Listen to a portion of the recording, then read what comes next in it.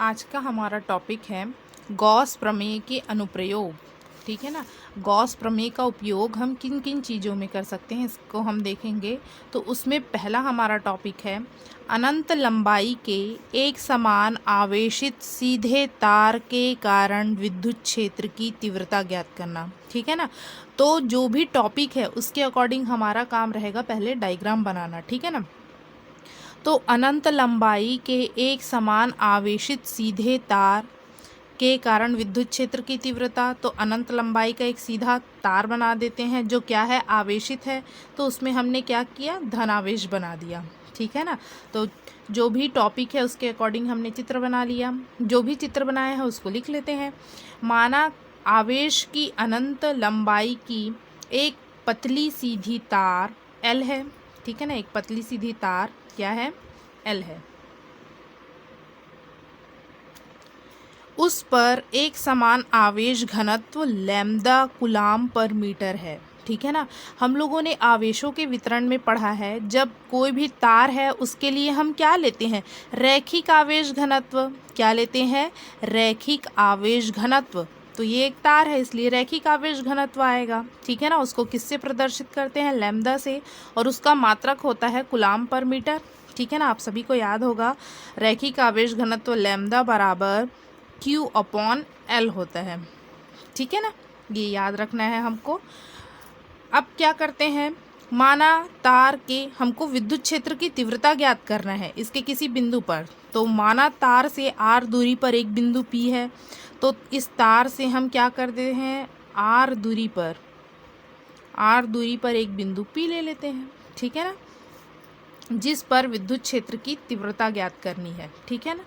तो चित्र बनाया हमने, एक तार ले लिया अनंत लंबाई का, उसको आवेशित कर दिया, उससे R दूरी पर एक बिंदु P ले लिए। ठीक है। अब क्या करेंगे, गॉस के प्रमेय का अनुप्रयोग है ये। तो गॉस का प्रमेय हमको उपयोग करना है। तो गॉस का प्रमेय में हमको कभी भी बंद पृष्ठ का इस्तेमाल करना है। तो हम यहाँ एक बंद पृष्ठ बना लेते हैं। बंद पृष्ठ के रूप में हम यहाँ बेलन बना लेते हैं। तो ठीक है। तो इस बिंदु P से जाता हुआ हम एक बेलन बना लेते हैं।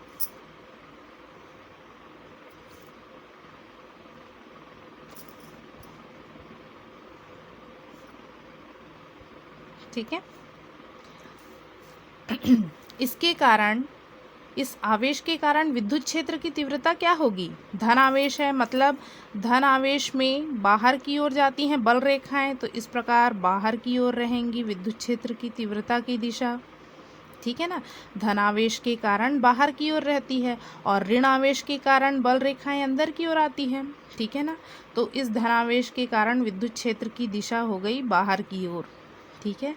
अब हमको मिल गए इस बंद पृष्ठ के 3 पृष्ठ मिल गए। कैसे 3 पृष्ठ मिल गए देखते हैं। तो हमने क्या किया, तार L को अक्ष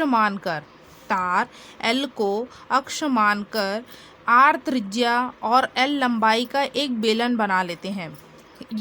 चित्र से स्पष्ट है, इसमें त्रिज्या कितनी होगी जी, R होगी। R त्रिज्या और L लंबाई का, ये बेलन की लंबाई हमारे पास कितनी है, L है।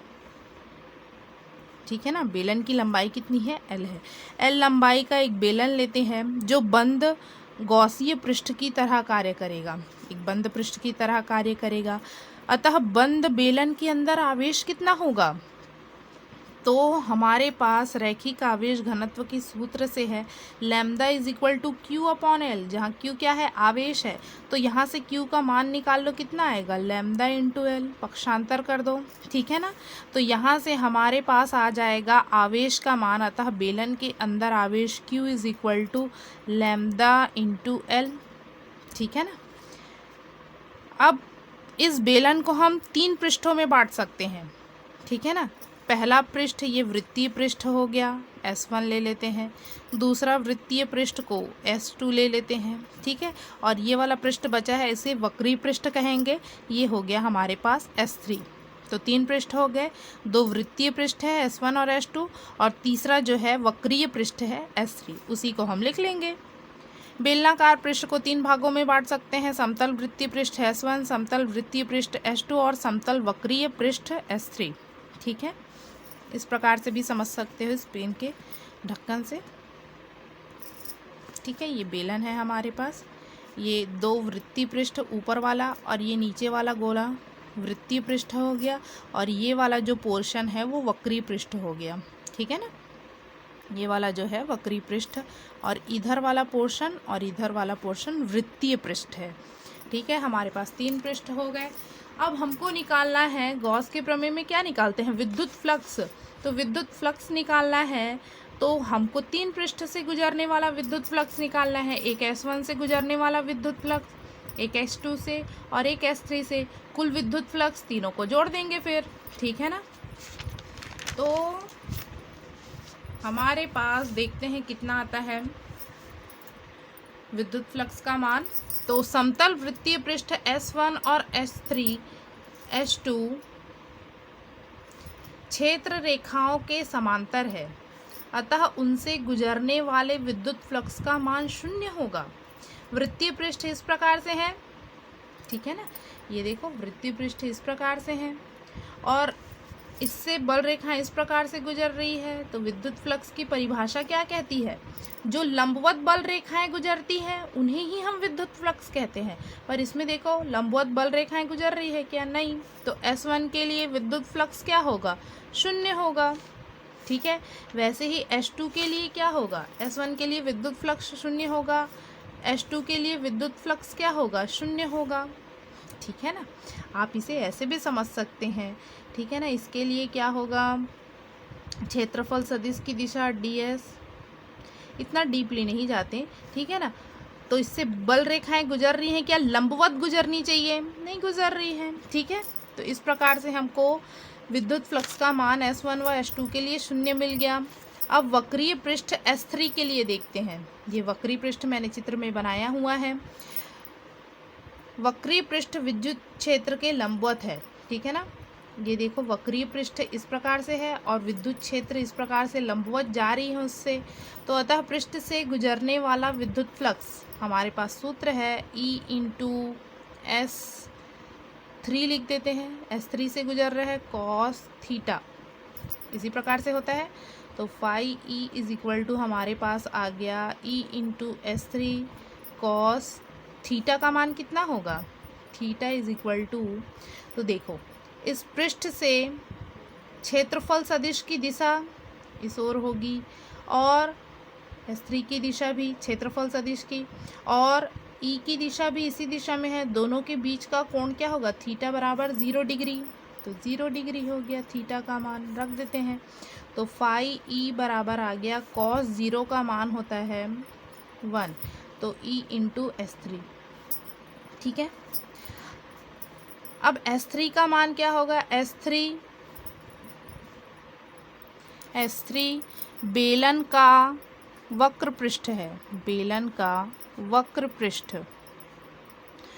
बेलन का वक्र पृष्ठ बराबर सूत्र होता है 2 पाई r इंटू एल, मान रख देते हैं। तो फाई E बराबर आ गया हमारे पास E into 2 pi R L. ठीक है, अब गॉस के प्रमेय से हम क्या जानते हैं, अब गॉस के प्रमेय का अनुप्रयोग है, मतलब गॉस के प्रमेय का तो उपयोग करना ही है हमको। तो गॉस के प्रमेय से फाई E बराबर क्या होता है, किसी बंद पृष्ठ से गुजरने वाला जो है विद्युत फ्लक्स, उसमें उपस्थित कुल आवेश का एप्सिलॉन 0 गुना होता है 1/ε0 गुना। ये हो गया समीकरण 1, ये समीकरण 2। तो समीकरण 1 व 2 से, समीकरण 1 व 2 से क्या आ गया हमारे पास, जब लेफ्ट हैंड साइड इक्वल है तो राइट हैंड साइड भी क्या होंगे, इक्वल। तो E 2 pi R L is equal to Q/ε0। ठीक है, E का मान निकाल लो।